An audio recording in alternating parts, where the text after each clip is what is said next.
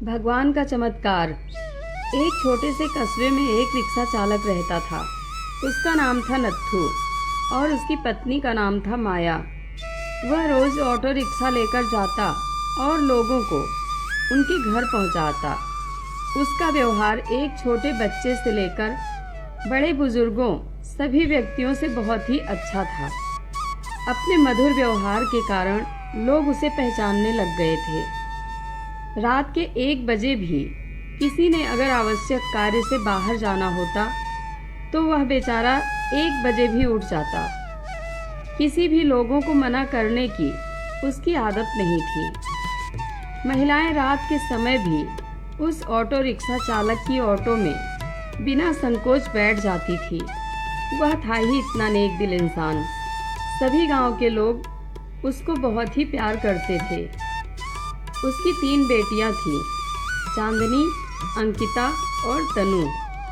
वह सभी पढ़ाई कर रही थी। एक बड़ी बेटी तो पढ़ाई कर चुकी थी। उसने अपनी बेटी को 12वीं कक्षा तक पढ़ा दिया था। बाकी दोनों बेटियां शिक्षा ग्रहण कर रही थी। उसने अपनी बड़ी बेटी की शादी तय कर दी थी। भगवान का दिया उसके पास गुजारे लायक काफ़ी था। ऑटो रिक्शा चालक ने अपनी बेटी का विवाह एक अच्छे परिवार में तय कर दिया था। उसके ससुराल वालों ने शादी की तारीख निश्चित कर दी थी।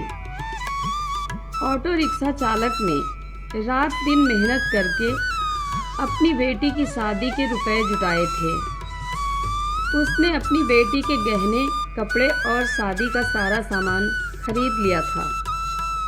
वह अपनी बेटी की शादी का इंतज़ार कर रहा था। वह एक दिन भगवान के मंदिर में पूजा करने चला गया था। वह मंदिर में पूजा कर कहने लगा कि हे भगवान, मेरी बेटी की शादी जल्दी ही होने जा रही है।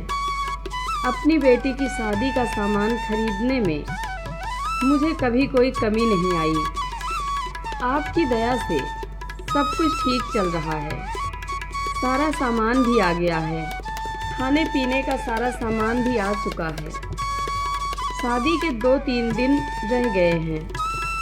अपनी बेटी के पास जाकर बोला, मेरे पास देने के लिए ज़्यादा तो कुछ नहीं है।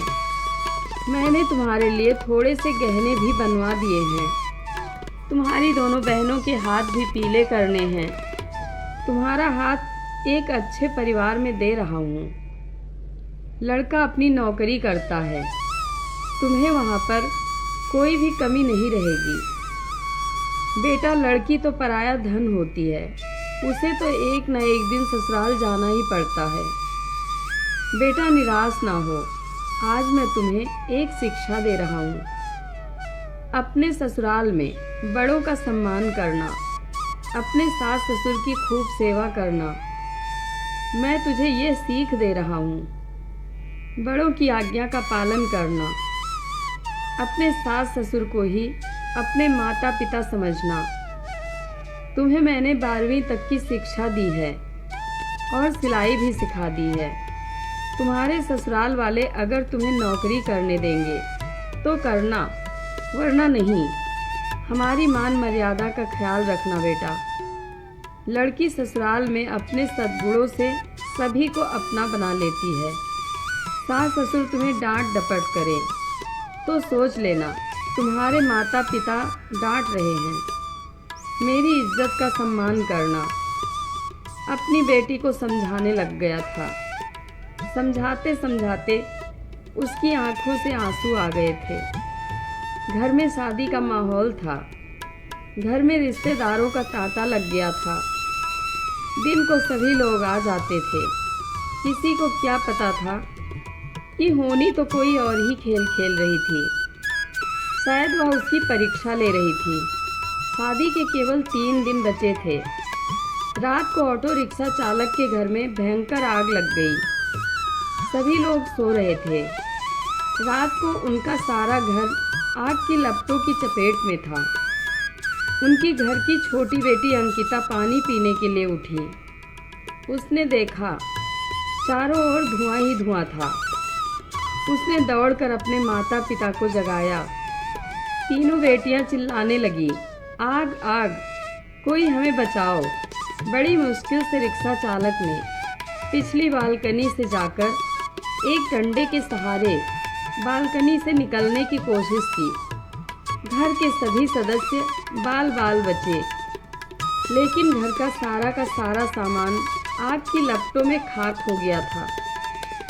शादी का सारा सामान जलकर नष्ट हो गया था। चांदनी भी बेहोश हो गई थी। दोनों बहनें भी चक्कर खाकर गिर पड़ी थीं। चांदनी को थोड़ा थोड़ा होश आया। लोगों ने उन सबको बड़ी मुश्किल से बाहर निकाला। थोड़ी देर पहले जहाँ खुशियाँ छा रही थीं, वहाँ का दृश्य देखा भी नहीं जा सकता था। जो भी देखता उसकी आंखों से आंसू निकलते। बेचारा अब क्या करेगा, बिना शादी के ही बेटी रहेगी।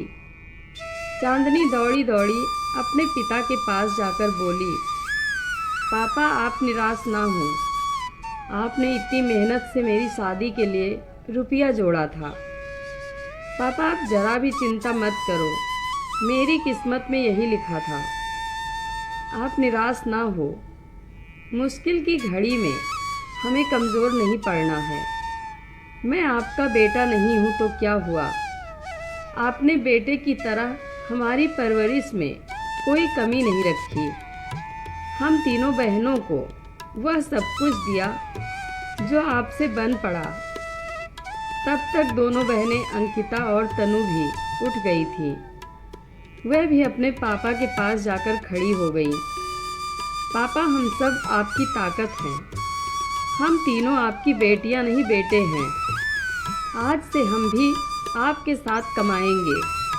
चांदनी बोली, पापा अगर वह लड़का जिसे आपने मुझे शादी के लिए चुना है मुझसे सच्ची मोहब्बत करता होगा तो यह सब देख कर भी शादी के लिए इनकार नहीं करेगा। मैं भी उससे खुशी खुशी स्वीकार करूंगी। आप जरा भी चिंता मत करो।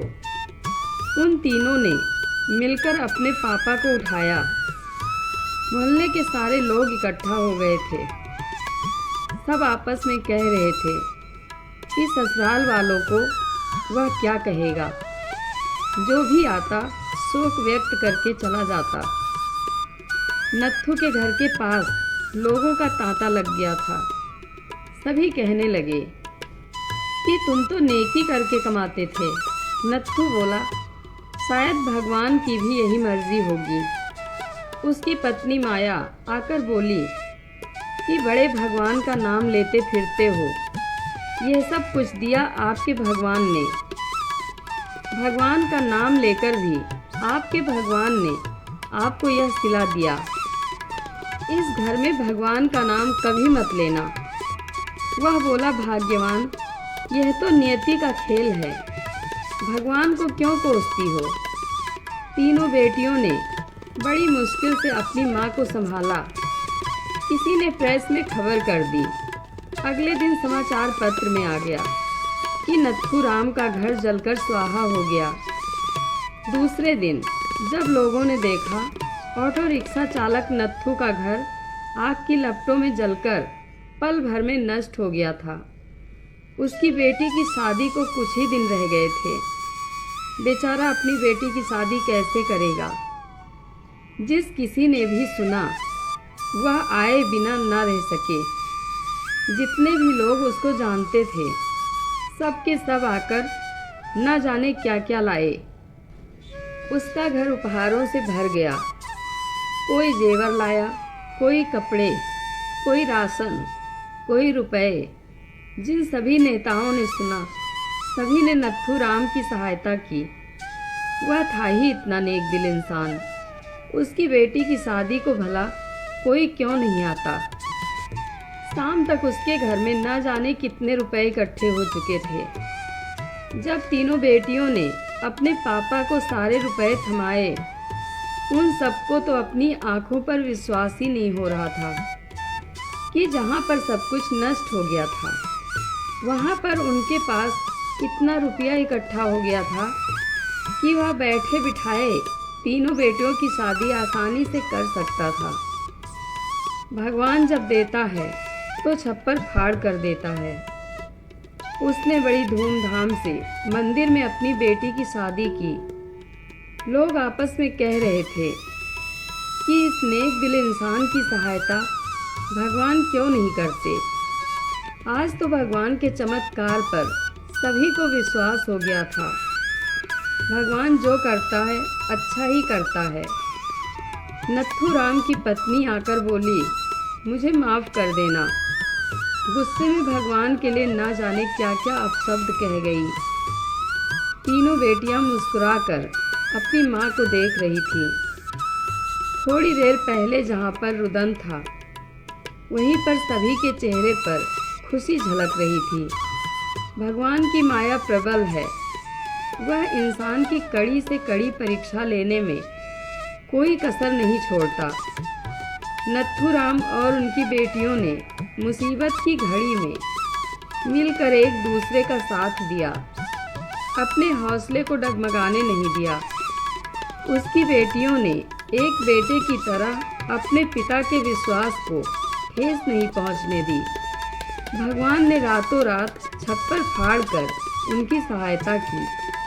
वह बोला, इतने रुपए इकट्ठे हो गए हैं जिससे मैं तुम तीनों की शादी भी आसानी से कर सकता हूँ। जय श्री कृष्ण।